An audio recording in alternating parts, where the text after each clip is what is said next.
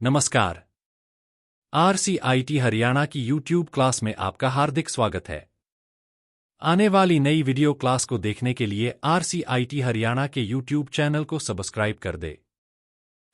Hello friends, सी language सीखने की इस सीरीज में आज हम देख रहे हैं लेक्चर 4 का पार्ट 2, जिसमें हम पढ़ रहे हैं इनपुट आउटपुट इंस्ट्रक्शन। आपने पार्ट 1 में देखा किस तरीके से हम प्रिंटफ की मदद से एक साधारण सा मैसेज स्क्रीन पे प्रिंट करा सकते हैं। हम प्रिंटफ की मदद से अब मैसेज में कुछ फॉर्मेटिंग करना भी सीखेंगे। तो आइए देखते हैं इसके लिए एक एग्जाम्पल।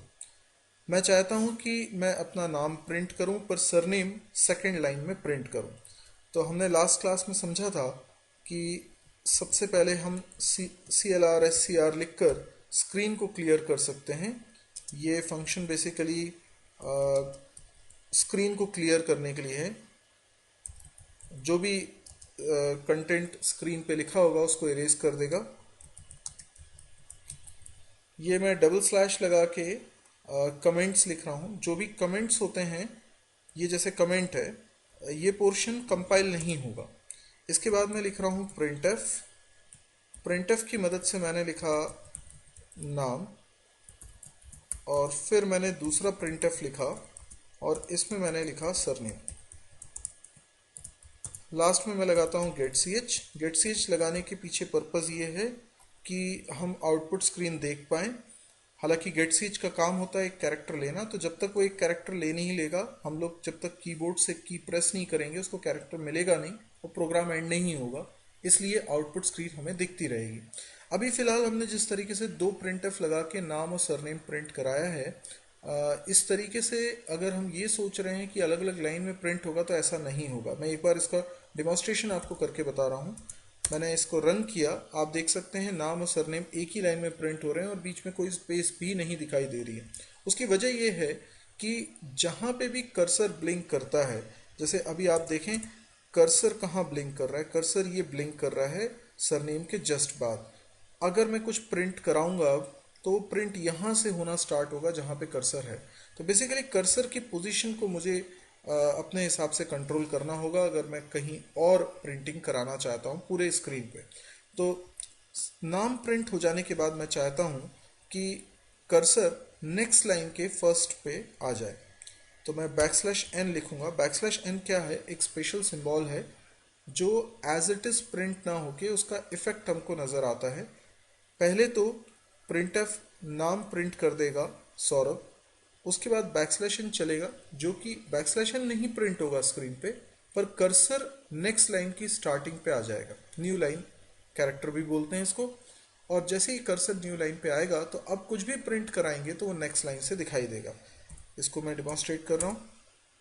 आप देख सकते हैं सरनेम नेक्स्ट लाइन पर आया है, तो ये \n के कारण है। अब ये ज़रूरी नहीं है कि हम प्रिंटफ दो बार लिखें। हम चाहें तो ये दूसरा वाला प्रिंटफ हटा सकते हैं।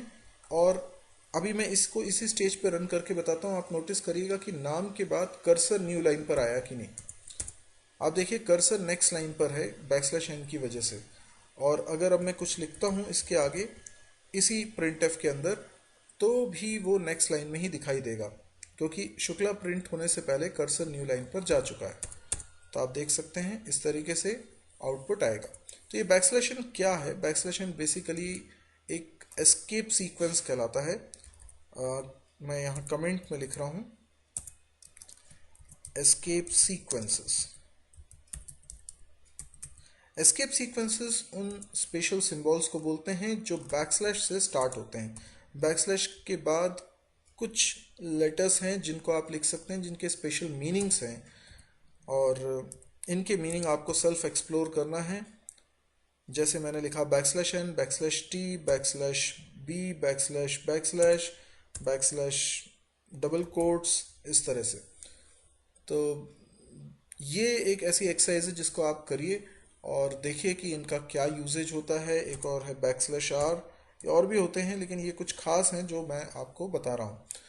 तो आप इनकी ज़रूर प्रैक्टिस करिए। आपको करना सिर्फ ये है कि जहाँ पर \n लिखा है उसी जगह पर आप अलग अलग सिंबल लिख कर देखिए कि इनका क्या इफ़ेक्ट होता है।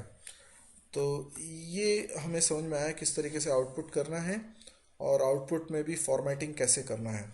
लेकिन अगर मुझे अपने नाम को सेंटर में प्रिंट कराना है, मतलब स्क्रीन आउटपुट स्क्रीन के बिल्कुल सेंटर में प्रिंट कराना है, तो एक और प्री डिफाइंड फंक्शन होता है जिसका नाम है गो टू एक्स वाई, जिसकी मदद से मैं अपने नाम को जहाँ चाहूँगा वहाँ प्रिंट करा सकता हूँ। इस बात को समझने के लिए मैं इस प्रोग्राम को इरेज कर रहा हूँ और क्लियर स्क्रीन के बाद मैंने लिखा go to X Y. Go to X Y के अंदर मैं ये गो टू एक्स वाई एक प्री डिफाइंड फंक्शन है जिसके पैरेंथेसिस में मुझे दो नंबर कॉमा से सेपरेट करते हुए लिखना होगा। ये नंबर्स बेसिकली स्क्रीन कोऑर्डिनेट है। ये जो आउटपुट स्क्रीन होती है, ये आउटपुट स्क्रीन में 80 कैरेक्टर्स 80 कैरेक्टर एक लाइन में बन सकते हैं, जबकि ऐसी 25 लाइंस आ सकती हैं। तो अगर मुझे नाम को सेंटर पे दिखाना है तो मुझे कर्सर को सेंटर पे लाना होगा। कर्सर को सेंटर पे लाने के लिए go to X Y function में मैंने लिखा है 40,13। इसका मतलब है हॉरिजॉन्टली हम 40th कैरेक्टर पोजीशन पे आएंगे और वर्टिकली हम 13th लाइन पर आ जाएंगे। तो इस तरीके से हमारा कर्सर, अभी मैंने कुछ प्रिंट नहीं कराया, सिर्फ कर्सर की पोजीशन को आप नोटिस करिएगा। मैं इस प्रोग्राम को रन कर रहा हूँ तो okay, what is the error? Okay, function should return a value and unexpected end of file. Okay, यहाँ पे मैंने नीचे कमेंट बनाया तो कमेंट को एंड नहीं किया था, राइट। आप देख सकते हैं कर्सर बिल्कुल सेंटर पे ब्लिंक कर रहा है। इसका मतलब है कि गो टू एक्स वाई ने अपना काम कर दिया है। कर्सर अब सेंटर पे आ चुका है। अब मैं कुछ भी प्रिंट कराऊंगा तो वहीं प्रिंट होगा जहां पे कर्सर है। फॉर एग्जाम्पल, मैंने गो टू एक्स वाई लिखने के बाद प्रिंट कराया अपना नाम सौरभ, तो ये नाम प्रिंट होगा 4013 पोजीशन पे। आप देख सकते हैं नाम 4013 पोजीशन पर आ गया है। तो इस तरीके से आप गो टू एक्स वाई की मदद से कर्सर को अपने डिजायर्ड लोकेशन पे मूव करा दीजिए और जहां जो प्रिंट कराना है आप करा सकते हैं। तो ये फॉर्मेटिंग करने के लिए बहुत ही बढ़िया तरीका हमारे पास है।